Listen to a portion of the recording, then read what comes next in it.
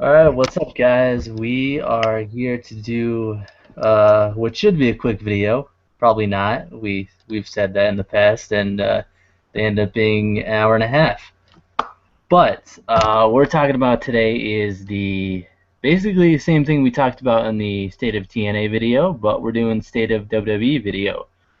The reason that this has come up, I was kind of, searching through my Facebook, going through my feeds, and I came across an article that said basically a Wall Street executive that I don't know if he knows the McMahons personally or if he just kind of works in Wall Street and is guessing, but says that the McMahons may be wanting to sell WWE. So that, if it is true, could, send shockwaves through all of professional wrestling. You got the biggest company in the world possibly wanting to sell. Um, First, I guess I'll ask DJ. Do you think this is a good? If let's say, let's go to the extreme and say that this is true and that they are wanting to sell. Do you think this for wrestling in general is good or bad or indifferent? What's your thoughts? Thinking about it, man, it depends on who they sell it to. Because if they sell it to somebody who doesn't have any idea about wrestling, then it may be a bad thing. Because they may sell it to some big entertainer who just turns it into a straight up entertainment based show, and we get less wrestling than we're getting right now. It would be interesting if they sold it to like Triple H or something, or sold it to like a former wrestler, or maybe it turned into something where there was a main owner, but people were putting shares into it or something like that, kind of like the Packers. That could be a good thing for it because it would be kind of fan based. Um, it will probably even make it a little bit more popular. And I definitely get some stock in WWE because I mean they probably got money like crazy, dude. But it just really depends on who they sell it to. Because if they sell it to someone who does has no idea what they're doing, it's probably going to be a bad thing. But I guess I'm kind of playing both sides here. Um, I think I'm kind of playing both sides. Um, Overall, I think it would probably be a bad thing because I think I would rather for it personally just to stay in the family. Even if it does go to Triple H, like just stay within those ranks. And if Triple H becomes the owner of the company, that would be like it would be interesting to see like a former wrestler be. Because I don't think Mr. Man ever actually wrestled. I think he was just kind of bred into it and then just took it on from there. But and kind of led by his father's example. Kind of what I was thinking. Yeah, yeah. And then I was also thinking, why doesn't Triple H take over? We've heard, in past pay-per-views, backstage arguments between, Vince and Triple H over creative control. Um, it could also be, referring to the McMahons. They could be referring to Triple H too. Maybe he wants to kind of maybe possibly focus more on family time. He does have kids, It is a toll to be on the road all the time. Well, And definitely with him getting to his old age, that would make a ton of sense.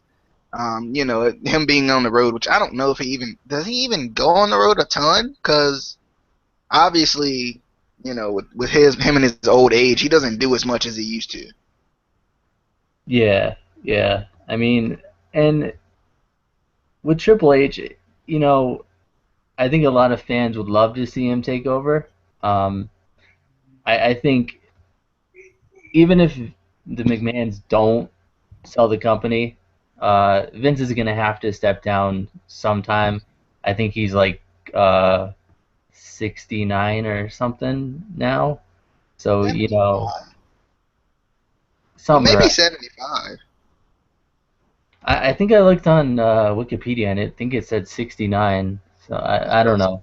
But I mean, he's getting up there. So let's say that Triple H does take over. What do you think would be his first move? You know, he has a completely different mindset than Vince McMahon, being that he was a performer. As far as Triple H taking over, I think it will probably even help the product because right now we're seeing straight up entertainment, like the sports entertainment aspect of it. And I think, Triple H being brought up the way he was brought up in the business to where it was wrestling based, I don't think it would go, straight up Attitude Era. Attitude Era is back. I don't think that would happen. But, I could see like Triple H not necessarily pushing limits, but like bringing, that wrestling product back. Triple H does a lot with the younger guys in the company, like as far as like scouting and stuff like that. So I could see a lot of the younger guys getting maybe not necessarily pushes, but getting more TV time. Allowing you to see like the Zack Ryders of the world, allowing you to see those NXT guys, maybe even more promotion of the NXT brand because that is Triple H's brainchild. So it would make sense if he took over. Like I think he would be promoting not only NXT but just wrestling in general because right now we're not getting a ton of it. And I don't know. I could see him even getting rid of some of the stupid storylines we're getting, some of the stupid characters, and making it a little bit more serious, maybe a little bit more MMA based, maybe making it more like a serious thing instead of like this everything's got to be based off the kid and stuff like that. Don't get me wrong. I think professional wrestling is in a time where outreach to the kids, outreach to terminally ill, outreach to that outreach to the community is a good thing, and I think it's still going to be promoted as such. But I think as far as inside of the ring, that portion of it would change a ton. Yeah, and I think you know you can have a product that is both kid friendly and adults and old school wrestling fans can still enjoy it. I mean, I think TNA does a pretty good job. They're not the big PG era, but if I had kids, I wouldn't mind them watching the show or going to the show. Um, and then also, I was thinking, if they are thinking about selling, with all they're trying to get up, subscriptions for the network, maybe there's a financial problem. It's possible, Vince is a billionaire, but people come on hard times. You never know. You don't know what's going on in their personal life.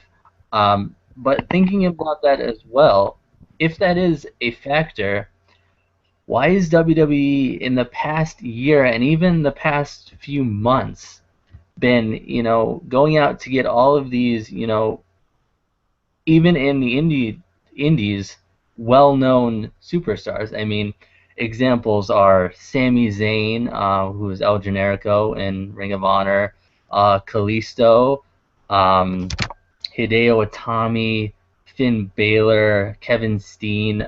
There's a couple other divas, Carmella they brought in. There's two other divas that I found on the internet. I don't know much about them. I think they're pretty. They might be indies or maybe just models. One of them is Zara Schreiber and Gianna Daddio. I don't know. Um, those, right there, they're spending a lot of money on, new guys coming in. When if it is a financial problem, maybe they need to not bring in so many new people and focus on the rather large roster that they have. Maybe they need to repackage some superstars. Maybe they need to rethink, what they're doing. Rethink Adam Rose, um, rethink the fact that you have a bunny feuding with one of your top tag team superstars a couple of months ago. Just some of these things. What are your thoughts on that? With them bringing all these superstars in if it is a financial issue? Um, it just depends on how they're gonna use them. Because if you're gonna bring in superstars and not use them, then there's really no use. I mean, I understand like people need to go back to down to developmental and continue to train and continue to train, but like Eva Marie for example, I don't know how bad she is in the ring, but from what I've heard, she's pretty awful. And I'm not saying she's awful. I just know I've heard that she's awful. And I haven't watched a ton of Eva Marie matches, but as far as I'm concerned, even Marie is drawing in, I guess, that male eye per se, and that total diva crowd somewhat. Um, I don't really know. It's a lot of people that I really don't know what they're doing with them. Like even Marie comes out and wrestles every once in a while. Um, I mean, there's probably a couple of other people I can name. Like Adam Rose was getting this nice little push, and then he's not. And as far as Adam Rose's character goes, I don't really know what they're trying to appeal to. I don't know if they're trying to appeal because he's kind of a feminine type of guy, and I'm not even trying to be offensive to anybody who feels in that way. I'm just saying that's just the vibe that I think a lot of people get from him. He's a feminine type of guy. He runs around with a lollipop in his mouth, and he does the little the arms spread, running around in circles thing, whatever that is. And I don't know if they're maybe even trying to appeal to that more diverse crowd. Maybe they're trying to grab that crowd in and bring them in because it seems like especially recently they're trying to get outside of the box and grab those other different people in, like people that may not even be drawn to the actual sport of it, but they'll be drawn to this certain character. As far as I guess we've seen a lot of stuff with the Mini Gator and the El Toritos of the world. If you don't know who I'm talking about, just look them up. You'll probably find them. Other words, Hornswoggle, and I don't know what El Torito's actual name is, but I mean, if they make it fun, it's okay. I'm, I watch the Hornswoggle and El Torito stuff, and I actually enjoyed it. The WLC match was like the funniest thing I'd ever seen in my life. And this is nothing against like little people, whatever you like to be called. I apologize if I'm offending you, but this is nothing against y'all. I'm just saying they kind of played off of that, and they played off of it in a good way. They played off of it in a enjoyable way, and I don't even think it was even in an offensive way. They played off it to make it kind of funny. And I don't know, maybe they were trying to bring the little people in. It just seems like they're trying to bring that diversity. I think I got off on my last topic again. What was the question again? I think I lost track. Basically, Kinda. bringing in new talent if they have a financial issue. Is it a good thing? Is it a bad thing? Okay. Uh, Okay. Well, as far as the financial issue, I just think it depends on how you use it. If you're gonna just bring in people and not use them, then that's a problem. But if you're gonna bring, I mean, let them do their work somewhere else. But if you're gonna bring in people and you're actually gonna give them a push, you're actually gonna push them. I can understand the recent bringing in of people because you got Roman Reigns hurt, you got Daniel Bryan hurt, you got your big stars hurt. It makes a ton of sense to bring in new people and try to bring up some new stars. But then again, I don't think you bringing in Steen he's gonna just randomly get a world heavyweight title shot. yeah, and I think guys like Sting, they may be able to help, in the backstage area, mentoring some of the younger talent. That'll help, in the long run if you can mentor them and help them develop better characters, better in-ring skills. That could, bring you in more money because, you know, pretty much wrestling fans are simple. We want good wrestling. We don't want anything too extreme, extravagant or anything. We want good wrestling.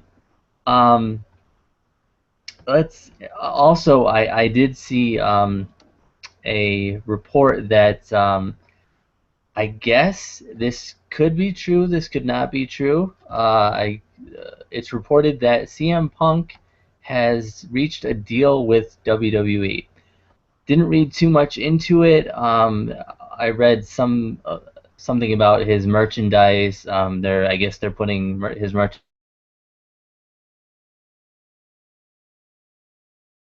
back on the back anytime soon. Again, right there, that could be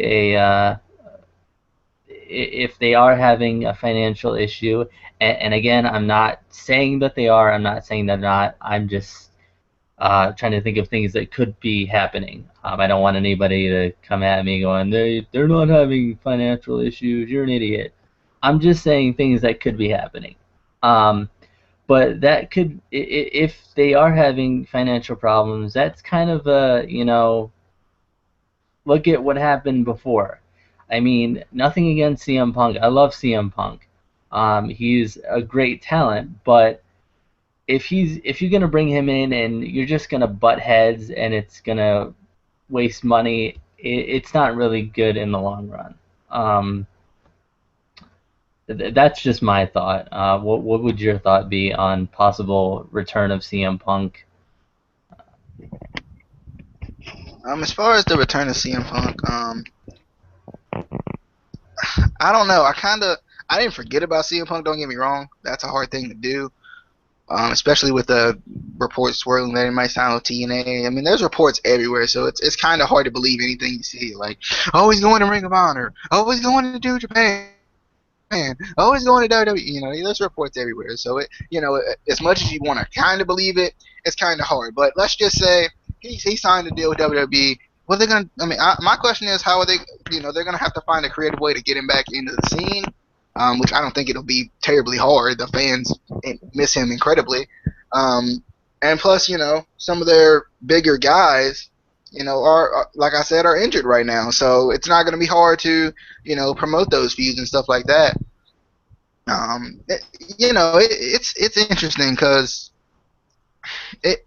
I don't know. I don't know really what they would do right now with CM Punk because yeah, you don't want him butting heads. You definitely don't want him to come in and not feel like he's welcome, not feel like the company's going in the right direction. Um, you know what? He's buying the company. That's what it is. He's buying the company. Yep. No, no, not really. I don't think he's buying the company. Um, that would be an instant turn of events though. Um, but with CM Punk, he basically, from what heard, from what I heard, he left because there was, he didn't feel like the company was going in the right direction. Of course, as soon as he leaves, it's like they kind of try to not only appease him but appease the fans by giving Daniel Bryan the title because that was the main gist of him leaving. Like Batista wins the Rumble. He's upset about it. Batista randomly comes in, wins the Rumble. All these guys been working hard like crazy. He's probably not, let's be honest, he's probably not a fan of Brock Lesnar defeating the Streak or Brock Lesnar being the world champion right now, working off that schedule. So, like, I don't know. From what I've heard, he's not coming back at all.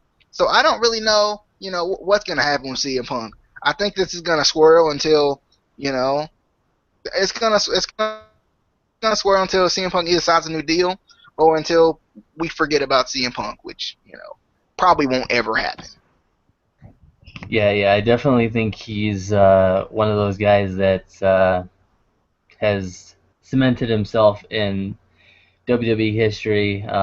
You're never gonna forget CM Punk, whether it's his matches or his promos, whatever, what have you. But moving on. Wait, I got one more thing about CM Punk. Yeah, I mean, one more thing about him leaving. Like, one thing, as much as bad as it was for him to leave the company when he did, kind of at a random spot, it did help those younger guys though. I mean, you gotta still be happy that Seth Rollins is getting a push now, Ambrose is getting a push now, Bryan got his push. Who else got there? Who else got pushes? Reigns got pushes. Basically, the entire Shield got pushes. Bray, you know, Bray hopefully with his comeback is gonna get a nice little push. I wouldn't even be surprised for him to go after the world title at some point in the near future, especially if they can get him back up where he was, um, as far as with the heel heat and everything. Because right now, Brock has the title. He's kind of a heel, kind of a face, but he feuded with Cena, so anytime he feud with Cena, you're a face. So it doesn't really matter who you are. I So I think, mean, I just think CM Punk just helped the younger guy. That's all I was saying. yeah, I definitely think it kind of, when he just kind of abruptly left, it kind of, you know, sent a shock through the WWE, and they kind of, lost their one of their big money makers, so they kind of, to appease him, yeah, they started giving, the Daniel Bryan's a push, Wait a um, minute, they didn't lose the Miz's face. what? I was Okay. making about the Miz's money. Ah, ah, that's right, people. Tune in. We got jokes. They're not all good, but they're jokes. Anyway, but yeah, they it did force them to, push the newer guys at the time, the Seth Rollins, the Roman Reigns, the Dean Ambrose. My worry is, in the future, if with his influence, if they keep pushing these newer guys, are they going to keep pushing them, or are they just kind of going to give up on them? One of my main worries has been, Seth Rollins being Mr. Money in the Bank.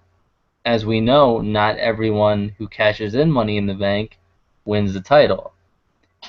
Even Super Cena, he cashed in and didn't win. Yeah, exactly. Ho, that's so.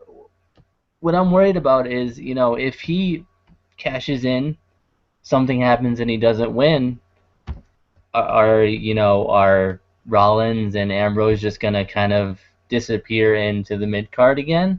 Are they gonna go back to NXT again? And that also worries me with guys like guys in NXT now that come up to the main roster. Are they gonna get a push and then get forgot about? It's just, if whether they sell or they don't sell, they need to keep, the guys that fans want to see up. Um, Also, this will kind of be my last point in this video. Let's say that they are going to sell, or WWE just goes out of business. The extreme, left field, they go out of business. Do you think this would be a chance for, other companies like TNA, ROH, other smaller companies to advance their brand and, possibly become the next big name top company? Or do you think it's gonna kind of, they're kind of stay where they are? Because we know professional wrestling is big enough that it's not just going to disappear if WWE disappears. It's always going to be there. But would this help? Do you think this would help those companies get to this place where WWE is now? Or do you think they will kind of just stay where they are? As far as TNA goes, I don't think if WWE was to go out of business right now, I don't think people would go and pour money into TNA. Same thing with ROH. There's a lot of WWE fans that have no clue about these other companies. So I really don't know where those fans would go. There's the only other quote unquote mainstream company there is would be TNA at this point. And I'm just basing that obviously off having a TV deal, being on TV. With ROH, a lot of people don't even know about ROH, and ROH is pretty. I mean, I think it's pretty amazing, honestly. And what I really like to see a company, kind of take over that spot, it would be a little weird because WWE's been at the forefront for so long. I don't even honestly. I hope ROH does not get a TV deal. I don't want, and I'm not hoping for their demise or anything. I'm not hoping they go out of business, but as we've seen in the past, wrestling does change once you get that TV deal. You're kind of a little bit more limited.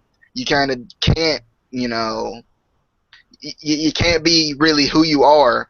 You know, like, you can't be that same company you were before. Like, people, I've said it before. People have talked about it with TNA about how they changed so much since they, over the past couple years. But you know, you, this isn't the Attitude Era. They're not really pushing the limits like they did in the Attitude Era. So you're not gonna really see, that edginess all the time.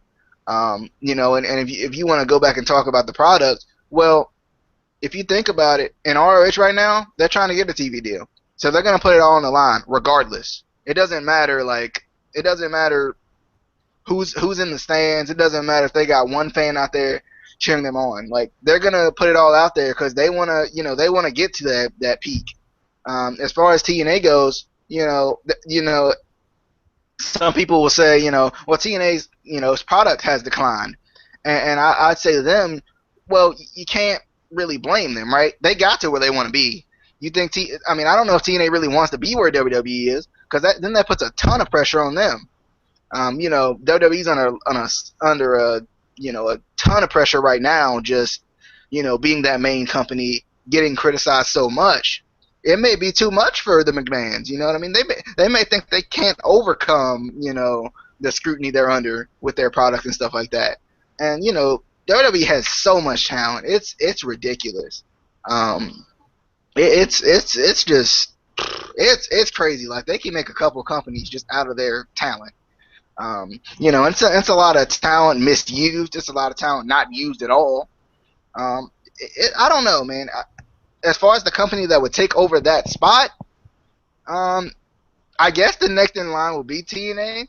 But like I said, I don't expect people to pour money into it. I don't really know where those fans would go.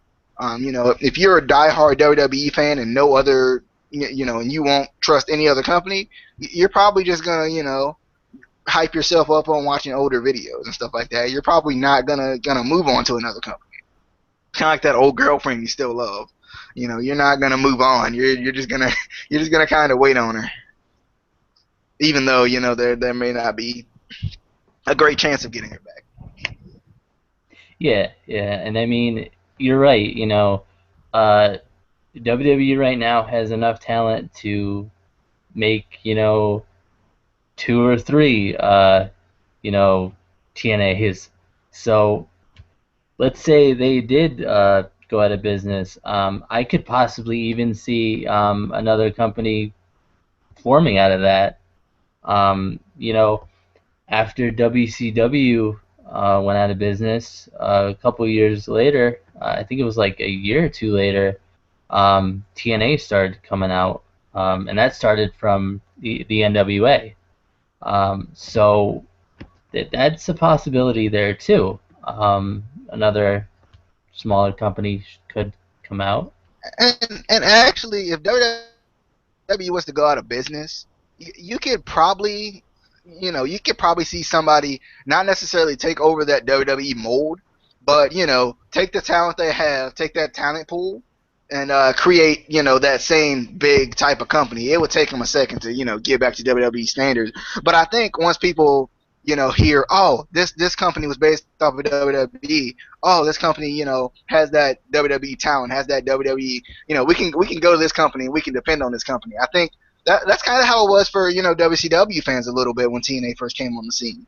I would call TNA my WCW or my ECW because it's got a special place in my heart. Like, if TNA was to go out of business, I'd truly be sad. Like, I'd be really upset just because TNA as a wrestling company has had such an impact on my wrestling life. It. I don't live and breathe. I guess I kind of live and breathe. I don't. But like, that's why I say I'll criticize TNA, but sometimes it's hard for me because TNA is like it's like my baby child, man. It's like I can't do but so much. I can't criticize TNA but so much. I feel like honestly, if somebody you got Global Force Wrestling too. trying to make their their come up, and with Jeff Jarrett being you know behind that, people are going to draw themselves to that. But I mean, if you heard of a company and they're like they're based off of WWE, you know, um, they have that blueprint or whatever, I think it'll draw people to them. So maybe yeah, a smaller company, or maybe like kind of like a TNA medium sized type of company would kind of grow out of that. Yeah, yeah. And I mean, this is just speculation. I don't really know what is going on. I hope WWE kind of, in my heart, I hope they're not, thinking about selling just because, I've grown up with this. It kind of sounds cheesy, but I've grown up with the McMahons, uh, and they're supposed to be the heels, they're supposed to be the bad guys, but they have a part of my heart. So I mean, I hope it's not something where they either have to sell or go out of business. I don't think they would ever go out of business. I think it's if they were to sell, somebody um, with a wrestling background would be able to come in and take over. But we'll see. And, and as far as TNA and ROH, I would like to see ROH maybe get like not a permanent deal, but maybe like a partial deal, TV deal. Just because I mean, uh, like I said, I sent you a message on Facebook. I looked on their website and their listings. There's no place around where I live, not even Philly, has a listing for them.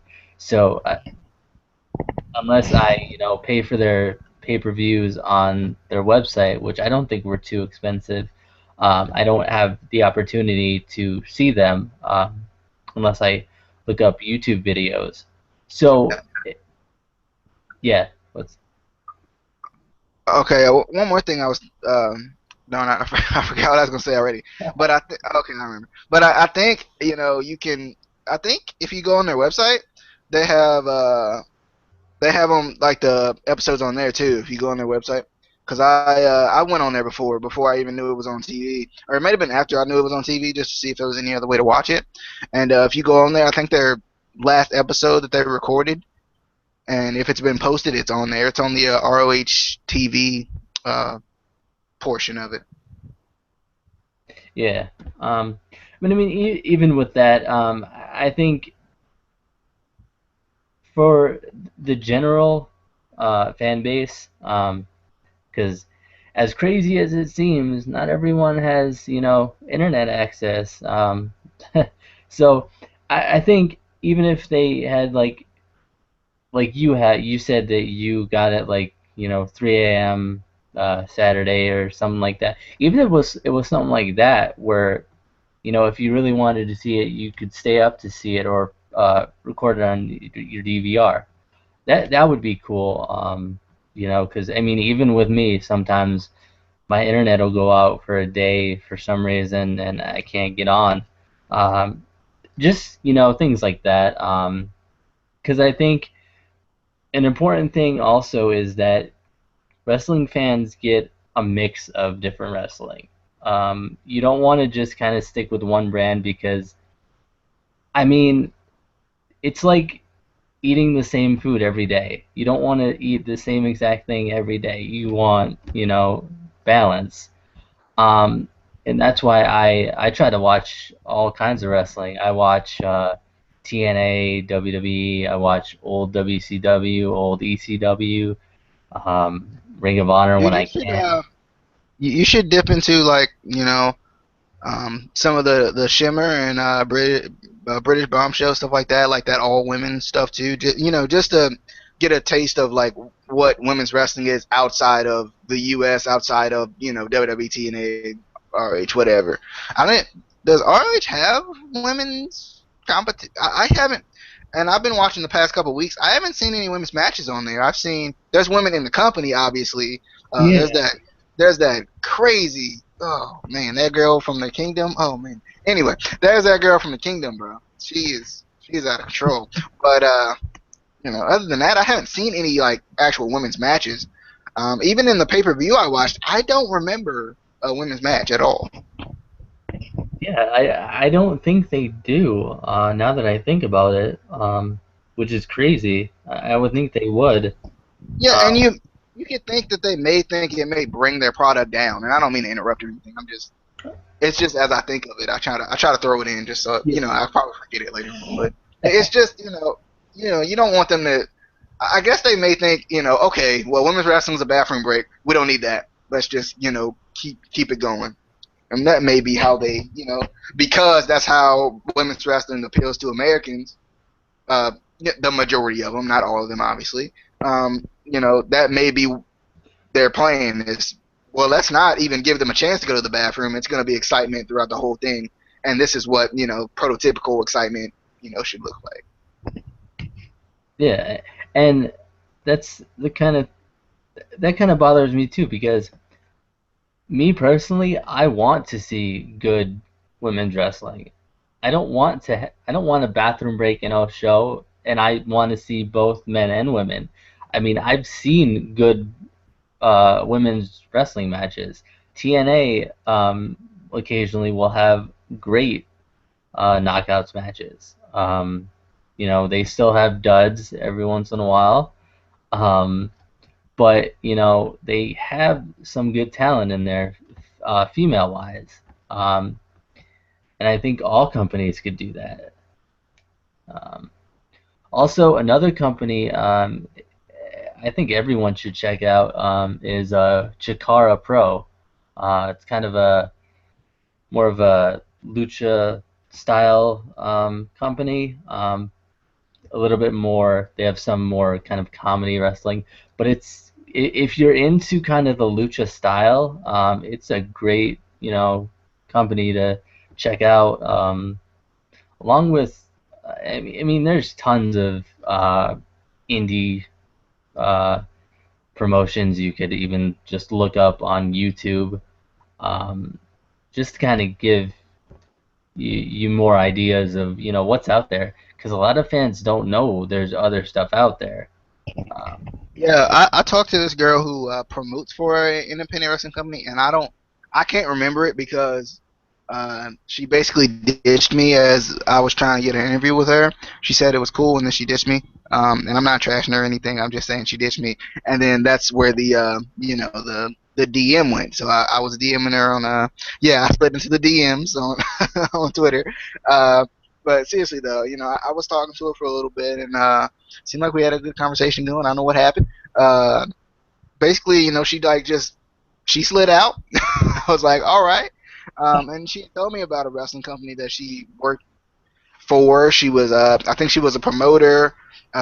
She promoted merchandise, and she was actually trained to be a wrestler. That's what the main, just the conversation. Like, what's it like to train to be a wrestler? And obviously you'll be promoting everything, but I didn't, I got to know her for a little bit, and she just kind of just done away with it. I don't know what happened, but if I could remember that company, I would promote it. But I can't remember it off the top of my head. But and that just goes to show there is a lot of different companies that you don't have to always watch WWE in some free time. Like shoot, I tried my best over the summer. I've been a big wrestling fan, but recently it's gotten practically out of control. I tried my best this summer, dude, to every day I wanted to watch some kind of wrestling content. Like that's how crazy it got for me. Like especially during the summer when I didn't have anything to do. I didn't have any movies to watch or anything. I was like, I definitely want to find some kind of wrestling content to watch every day. But it didn't happen. I didn't have that much time. But, yeah, and the thing about indie wrestling is those guys. I feel like indie wrestlers are so much better, not only in ring but psychology wise, better than any other guys that just happen to stumble into NXT or whatever. Because not all those guys that are in NXT have come from the Indies. You can go get trained there right off the street, basically. But what I'm getting at is basically the difference between the indies and like WWE is WWE it's on TV. You know the product, you know the storyline. There's a set storyline for every week.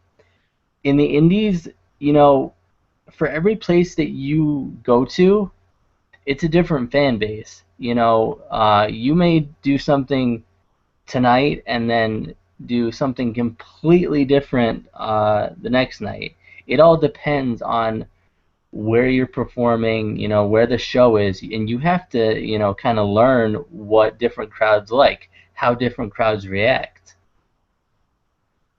And you know the biggest difference to me is even TNA seems to do this as well. WWE, I mean, you may think right now WWE's not really listening to their fans as much. But if you look at WWE, WWE doesn't really have a core fan base, right? They may have that, you know, Attitude Era fan base, but they've been around for so long that their fan base has just built like throughout the years. And if you look at like, you know, if you look at TNA, if you look at Ring of Honor, you know, they have that core fan base. And there's really not a ton of people that are going out of their way to watch TNA. There's not a lot of ton of people, you know, there's not a ton of people going out of their way to watch, you know, Ring of Honor and, you know, New Japan Pro Wrestling, all of that. Like they have that core fan base, and I feel like they mold their product around that fan base. What that fan base wants, that's what they're gonna mold their product around. Because that's the only thing they have, you know, especially the indies. Like, you know, TNA has the TV deal to uphold, but with the indies, they don't have a TV deal to uphold. They don't have. They just have those fans that are cheering them on. They just have that. You know, they have to keep that going. That's all they want to do. Yeah, and I mean, it was the same thing with ECW back in the day. They had their core fan base. Luckily for them, they actually uh, struck up a deal with Vince McMahon early in ECW, and they actually had an interpromotional. A lot of people don't actually know about it. If you go on the network, you can actually watch a couple of the matches where or pay-per-views where ECW came in, and this was before the invasion, before WCW ECW invasion. This was way back.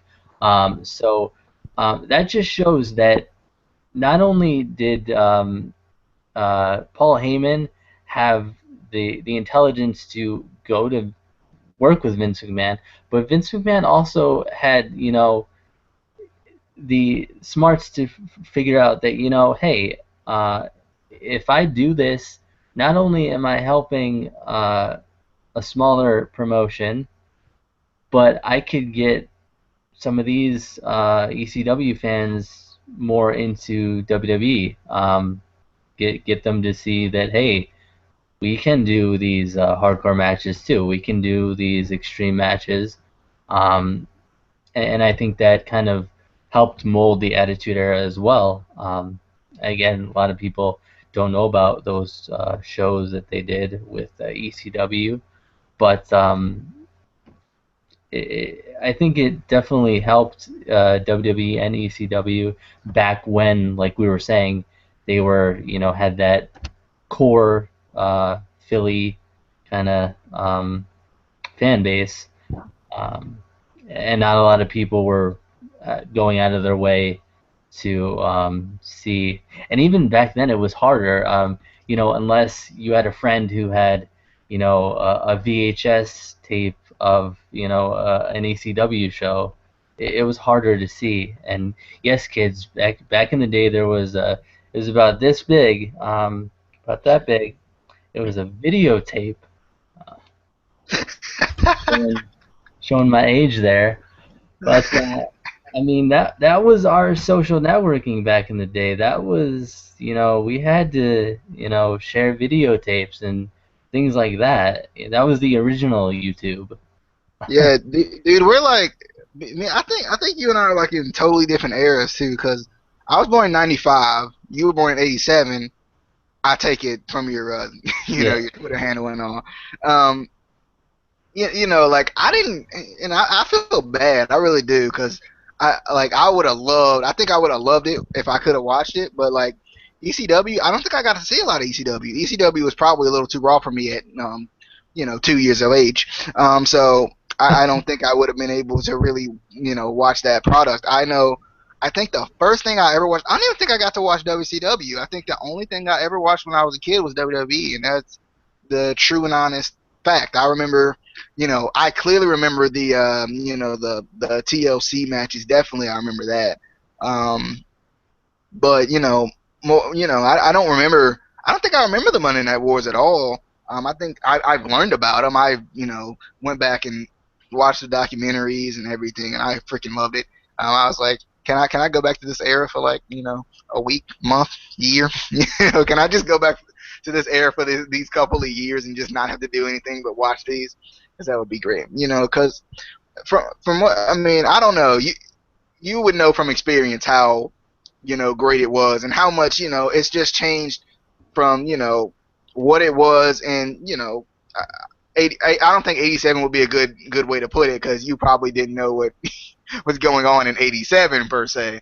But when you first started watching compared to how it is now, like I've seen it change just in the time I've watched it, and I've watched it for 15, 16, 17 years since I can remember. And that was I was like age 2, I guess. Yeah, and I think also, it is kind of the nostalgia factor. I mean, you go talk to,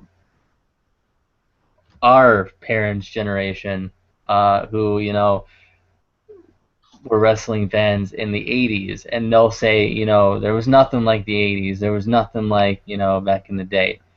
Me personally, I'll always say there was nothing like, the mid to late 90s in professional wrestling. Some people who were born in like the late 2000s, mid 2000s are going to say the Cena uh, era is the best, and those are the people that I like to call wrong. Uh, Like, and it's one thing about that, like, like they're obviously sticking up for the era, right? You know what I mean? Like, my mom, I know I was watching TNA with her one day, and she straight up bashed Jeff Hardy. Like, Jeff Hardy did it was the night he did the Swanton to the steps. And my mom hasn't watched wrestling in God, I don't even know. It's been forever since she's watched wrestling. Like, she probably hasn't watched wrestling since Ric Flair was a legitimate factor on the screen. And I don't mean when he was in TNA or WWE in like Evolution or anything, or Fortune. I mean like when he was blonde hair, long hair, and stuff like that. Like, she hasn't watched wrestling in a long, long time. She's the biggest Ric Flair fan ever. And like when she sees like I watched the Bram Magnus Monsters Ball match, and I watched the Bobby Lashley versus Jeff Hardy match. And she was like, "That's crazy. I would never do that." And I'm like, it's a completely different era. Like, I'm sitting here trying to stick up for my era because I'm like, like this is what I grew up with. Like, I didn't grow up with ECW per se, but I did grow up with these TLC matches and stuff like that. Like, like I was just, I'm trying to stick up for my era, and I think that's the same thing these John Cena fans are gonna do. They're gonna fight you to the death for this John Cena fella, dude. And, as much as people may hate him, and I don't hate him. He's technically part of my era. That's why I probably don't hate him.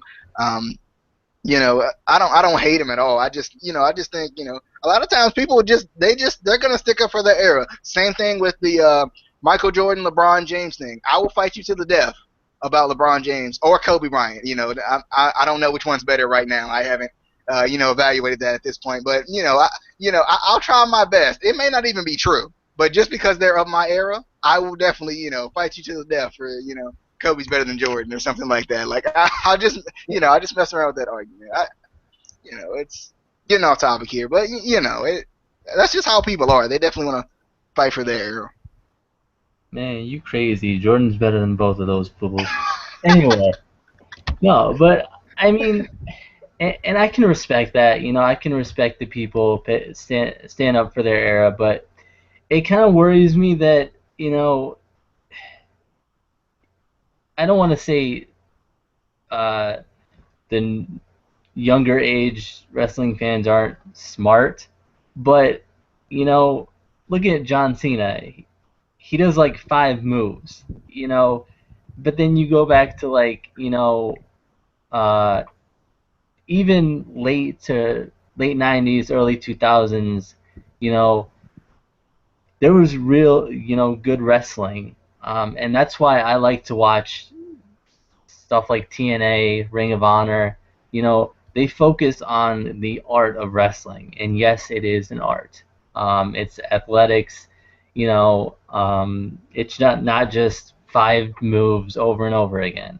And I feel like all these younger John Cena fans, I'm not going to say your generation. LOL, Cena wins. I'm not going to say your generation, but the younger John Cena fans who are, honestly, they're not getting, what we got when we grew up. Which is, like I said, the great, technical wrestling, the high flying wrestling, the, just a mix of things. Um, and I know we've kind of gotten off topic from the main topic, but it kind of goes all back to just WWE needs to listen to the fans more. Not that they don't, but you know, give us And more. it's changed so much. Like, that's basically what we're saying, right? You know what I mean? Like, you got to stand up for your era, but it has changed so much. Like, I think my favorite like decade of wrestling was probably like somewhere in the 2000s to about 2010 or so, something like that. With just everything going on with maybe the end of the Monday Night Wars. All of that. Like, it's changed so much. Like, if you look at from 2000 to 2010, and you probably look at this next decade, which we haven't gotten through yet, but if you look at like 2011 to 2020, you know what I mean? Like, it's gonna be in change so much, just that much. Like, it's wild, man. Just to think about how much has changed. Yeah, and I mean, with me, like I would say my favorite. I wouldn't say decade, but 10 years, because I think of a decade as like 2000 to 2010. But my favorite would be like probably like 95 to 2005. I feel like for me that was the best period. And we talk crap about WWE all the time, but I'm always gonna be a WWE fan. It doesn't matter. I grew up with it. I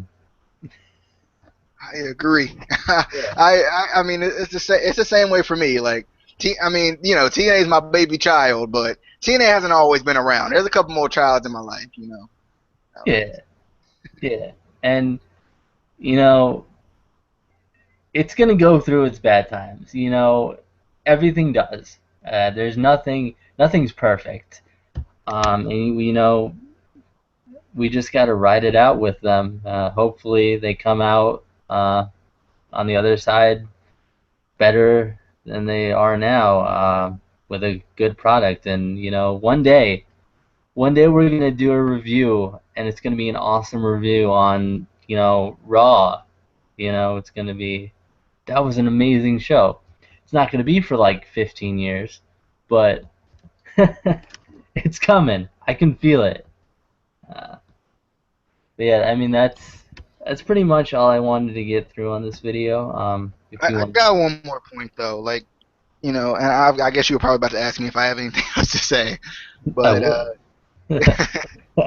you know, the thing about Raw right now, I don't. This is my question. Like, forget Raw. I mean, Raw is the main show right now.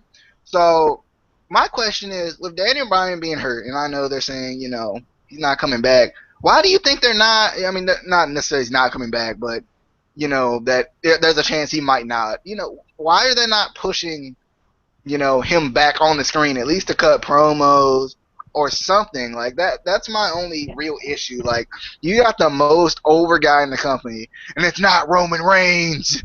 No, you got to believe that. You got the most over guy in the company, sitting on the sidelines hurt, and he's not really getting any. Is he gonna be as over when he comes back? Because the only way they're pushing him is through Brie Bella. Really, that's all I gotta say. What do you think about them not? And I think you may have answered this before, so I may be asking you a question you've already answered. But why do you think they're doing this? Because I know we've done a couple videos together, so sometimes I forget. Yeah, that's one thing that I've been, racking my brain around too, and I can't. I have no idea, because you think about Edge. I don't know if he had the same exact surgery, but he had a very similar surgery. Even when he was out, if Raw was in his hometown, he'd be at the show. He'd do interviews via satellite. Um, and it's been with all the other, big main, faces of the company. And one more thing, like they're giving updates on Roman Reigns. I mean, you can't give us something on Daniel Bryan. They haven't even talked about Daniel Bryan. Like the only time they talk about Daniel Bryan is in the storyline with Brie Bella and Nikki Bella. Like that's like the only time they mention him. Like at least they're mentioning Roman Reigns, but like they're just kind of sneaking Daniel Bryan in whenever. Like they're not promoting him like he's the most over guy in the company, and the man's the most over guy in the company. Yeah, it's just I have no idea. I couldn't even venture a guess as to why. I mean, you know, obviously he's not. No matter what, Vince is always gonna want his, picture of what his face is gonna be, and that's gonna be he's gonna be the big chiseled, Brock Lesnar type guy. And let's face it, certain guys like Daniel Bryan, Seth Rollins, Dean Ambrose, they're never gonna be like that. They just don't have the genetics for it. Yeah, and that dude, whatever his name is, the fruity pebble guy. Um, but it's just and that's what makes me feel bad for a lot of guys that their dream is to, and I've said this in past videos that we've done, there's guys that their dream has been always to become the WWE champion. That's their one goal in life. And if you don't have the physique in Vince McMahon's era, you're never going to make it there. uh, Even in the Cena era, you're never going to make it because uh, that's all Vince McMahon wants is John Cena to be the face of the company. It doesn't You don't matter. have ruthless aggression. Yes, yes, you do not have ruthless aggression, And and you won't kiss the man's butt, like literally, literally. literally, yes, yeah.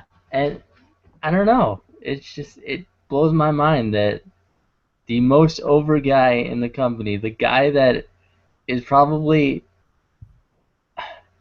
and the thing is, people say, and I know tons of other reviewers have said this and made this point, that people keep arguing that Cena may brings so much money into the company, brings whatever, which makes sense when if you go on to WWEshop.com, look at how much product he has compared to anyone else.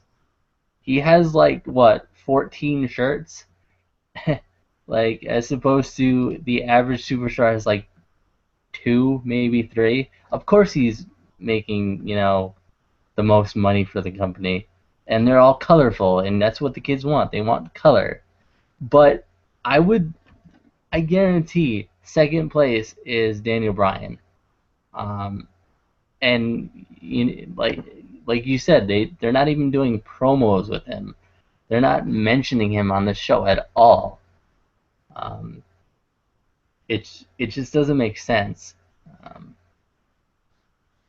and then the other thing I was gonna say quick before we end the video is if you watch Raw, Raw is what, a 3 hour show now, Yeah, and we get on an average taping of Raw, maybe an hour of actual in-ring wrestling. yeah, and if you actually want to know legit numbers, Bruce Bliss does the legit numbers stuff more than he's just coming up with this off the top of his head, obviously. So Bruce Bliss, he actually like studies into that. I'm just letting you guys know, like, if you really want to know real figures, like I know one night it was like 23 minutes or something like that, and Yeah, and that was like not including commercials. yeah. So in a and it's sad because even WWE admits, they're an entertainment company. They're not a wrestling company anymore. They're an entertainment company. And, it's it's like if the NFL out in, next Sunday said, we're not a football organization anymore. We're an entertainment organization, and just, stop having football games, just had, football players walking around in their uniforms not doing anything. It's kind of, in a way the same thing. You'd be like, what is this? It's just how it is. And yes, So if still cheer. okay, they have that on their side. They have cheerleaders. If WWE gets cheerleaders or their version of Nitro Girls, I'll be okay with it. But they're not going to do that. Different era, dude. Like we said, it's so different. You're not gonna see that stuff, dude. I mean, like in 2000, like this is how much it's changed. Like 2008 is what 6 years ago. It feels God, 2008 is a long time ago now. Good gravy.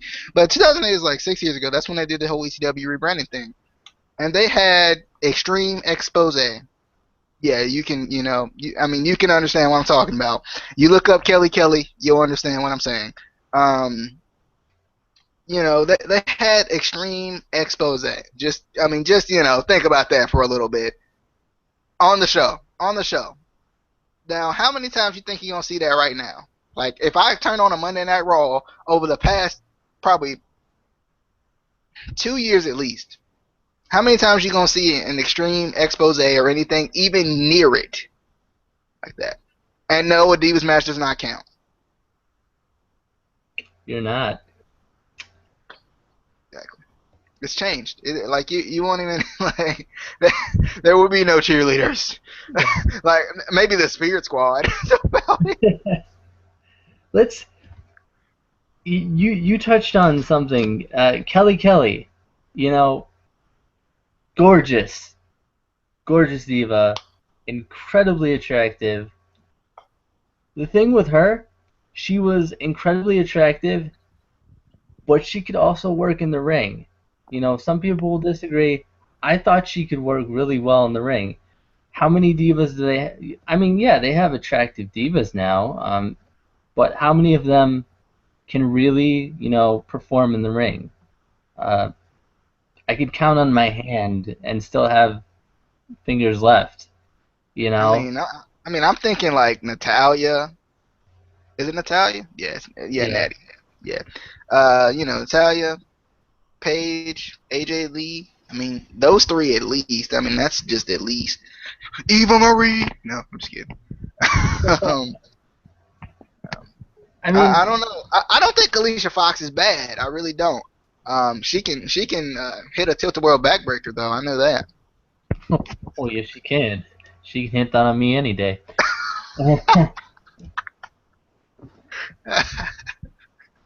But and I would also put Naomi in there. She's pretty good.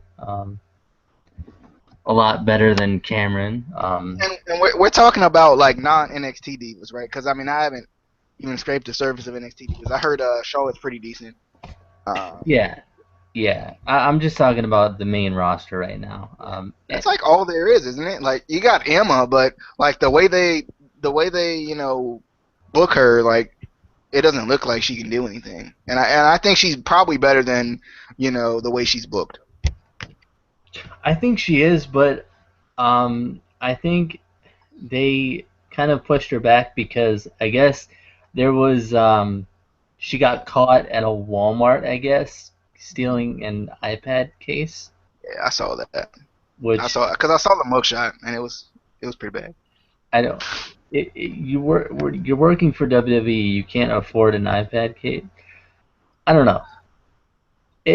So I mean, that could be them punishing her, pushing her back, not giving her enough. Um, and you have to think the only other gimmick she really had was, or storyline she had was with Santino Marella. You know, Yeah, hasn't really had the chance they were like Santino retire so we can punish Emma. like to. like Santino like Marella. it was crazy though. After that, he just retired and then like Emma's just gone. Yeah, like you're gone. We're not going to do anything with you anymore. So she has nothing to do anymore. Um, I don't know. They just need. We've said this, I think, in every video that we've done so far. They need a major overhaul. Um, re Even if it goes as far as rebranding the show, repackaging superstars. I mean, it, look back at the past couple weeks. They repackaged, well, not really repackaged, but re-debuted Bray Wyatt, who was an existing superstar. How many guys have they had to re-debut with the same? That just shows how crazy the WWE has become. You bury a superstar with John Cena, and then you have to re-debut him. Yeah, It, I mean like it was, and I think I've said this before too, but it wasn't gonna hurt Cena to take that fall, dude. I was so mad when I was watching WrestleMania and he beat Bray because I was like, Bray should win this. Like Bray's over. It's not gonna hurt Cena to put over a young guy. Cena's got all the accolades he ever really needs, and I mean, he doesn't get a lot of credit for it, but is he gonna get any more credit for burying a promising dude like that? No. yeah, and people always say, well, younger superstars or younger fans will always say, uh, they'll always try to draw parallels to John Cena and Hulk Hogan. The difference is, Hulk Hogan, he would put over younger superstars. He would, if it called for it in a storyline, he would lose. There's plenty of matches that Hulk Hogan lost when he was on top. Um, Yeah. yeah, yeah, he did that too. But that's the big difference between Hulk Hogan It's the same thing. and I just changed it because my grandma was home. and Hulk Hogan and John Cena. John Cena, he honestly will not put over the young superstars. He may act like he's a great guy, but he's really not. Oh, he does pick up stairs and throw them. That's that's his big thing recently. He's able to pick up stairs and throw them. That's good job, John Cena. But it just shows that you can't really draw that many parallels when Hulk Hogan would do so much more than John Cena would. Um, and I'm not gonna fully put down John Cena. I don't know him personally. I just know from watching Raw, SmackDown, even watching Total Divas now. I kind of got certain aspects of his personality, not all of them that I like. But again, I don't know him personally. I'm not in the backstage. I just take from what I hear online. Um, and from what I've seen, he does not, he won't put over um, younger talent. Um, just like Bray Wyatt, like we were talking about. He had a perfect situation to put over um, Bray Wyatt, and it wouldn't honestly it would not have hurt him at all.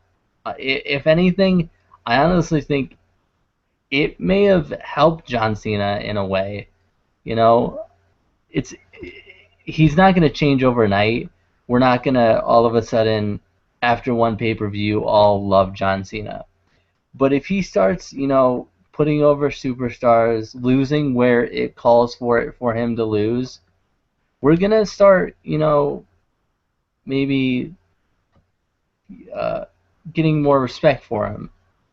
Um, and yes, there's a difference between like and respect. You know, there's a lot of guys that I in wrestling that I haven't liked that I've respected. Um, but that's I guess we'll talk about this more in other videos. We tried to make this short, but seems like Didn't really. seems like it Yeah, needs I think we get off on tangents, and then I don't know. I don't know.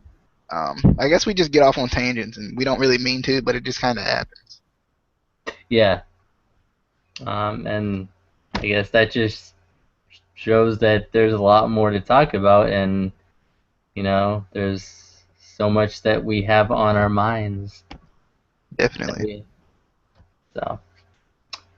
But that's what I really wanted to get across. Leave comments if you guys have any input on anything that we talked about, from the McMahon selling the WWE to John Cena throwing stairs. Yeah, Um, I think we should also do a video on you know, the different divisions. I know this one ran a little longer than we expected. And maybe we do it like after this video if you have any time or whatever. We just do a video, like we did at the end of the TNA video, just talking about, what we think about the divisions specifically. Yeah, I mean, and that's obviously up to you. That's you know, yeah, definitely, I'll do it. I don't have so. anything going on, so I All right. guess Let me just first off, I'm gonna let you close it out since you were the host of the thing. So, I just want to just shout out to everybody who came by and watched the video. The live viewers that came by, I know I saw a couple in here. They came and left. It's whatever. I appreciate you. Just taking the time. I can't. You know, that's all I can. I can just have some appreciation. That's all I got. If you want to, push that subscribe button. No, actually, you better go press it now. That's what I care about. Go press the freaking button. Go press the button, darn it. No, you ain't gotta go press it if you don't want to. But if you don't, I'm gonna be upset. I mean, look at this upset face right now. Yeah, that's what you're gonna get next video when I see you, even though I ain't gonna know who you are. Anyway, press the subscribe button. Press that subscribe button. All right. Share the video however you like to share it. If you wanna put the link of the video on a rhino's back and hit him in the butt and tell him to go somewhere, do that. That's you. That's you. You go send it however you want to. Uh, Casey, you can go ahead and finish it out. Twitter's down there. I think you see it. I think you see it. Obviously, it's there. Darn it, it's there. So just follow me if you want to. If you don't, whatever. I'm gonna hit you with the RBD. That's just what I do now. Whatever. You go ahead and you do what you want. You do what you do. oh, okay. Did you press the subscribe button yet? Did you do it? Do it. No, for real, do it. Dude, if you don't press that subscribe button, I have to deal with him crying, and I don't want to do that. And look at him. Look at him right now. He's going to cry. He's going to cry. Anyway, follow my Twitter. Watch this video. Have your friends watch this video. Have your aunt watch this video. Watch this video with your grandma. I don't really care. Give your dog a bath and watch it. I really don't care. Whatever you got to do. We got to get views. We got to get likes. We got to get subscriptions. And plus we like to think we're kind of cool. We're popular in our own little groups of Yeah, we can put our hats different ways and be cool and you know, yeah, like we're look at we are hip. But yeah, no, like, subscribe, follow us on Twitter. Send me strange messages on Twitter. Send me riddles like Bray Wyatt. I'll figure them out, or I'll ask somebody else to figure them out. That's not cheating, is it? No, it's not. Yeah. So, yeah, go, do it now. Follow me on Twitter. It's right there. It's right there. Do it. It's right. Do it. You're still watching the video, clearly.